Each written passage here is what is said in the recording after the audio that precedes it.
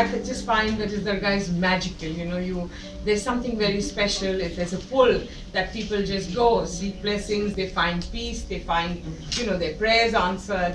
And he said that, remember, Khwaja Gharib Nawaz said, develop sun-like bounty, a river-like generosity, and earth-like hospitality. So, that was the founding mantra of the Sufis, who came to India and, and imbibed local traditions they did not reject. Because you cannot reject something that is there. You can pray in any language, because ultimately God knows all languages. He taught us all the names. The Quran says that taught Adam all the names. So all religion, all names of God, they come from, all knowledge, all language, they're all coming from one great divine source. So, the Sufis made it easier so that people could just, pray in their own language, could follow their local. So there's a lot of diversity. There may be, unity in the belief in the oneness of God, but there are various different traditions which are like music or whirling, or there are lots of other poetry, or local traditions that you find, or the dhaga bandhna. That's a very Indian thing. You don't find it in dargahs across the world.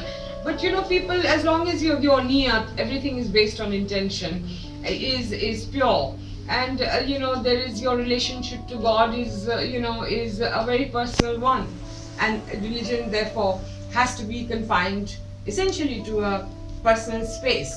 But there is a larger message that is of love, of fear, of compassion, of mercy, of brotherhood, of celebrating our own traditions. And like music, all over the world in Sufi traditions, be it in Africa, be it in Turkey or Morocco or Tunisia, Algeria, Somalia, Chechnya, Bosnia, Central Asia. It's not something that is just done in India. The Sufi orders have used various forms of music, traditionally, and in India it came to be known as the Qawwali. It did start with Khwaja Gharib Nawaz. That was because this was an Indian tradition, so it was assimilated within the Sufi tradition. But essentially, Qawwali as we know it is, now is attributed to Hazrat Amir Khusro, who was a disciple of Hazrat Nizamuddin Aulia.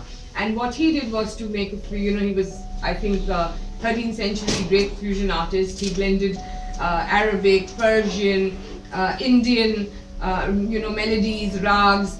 And this was essentially to bring novelty in the mehfils at his beloved Peer, which was Hazrat Nizamuddin Aulia.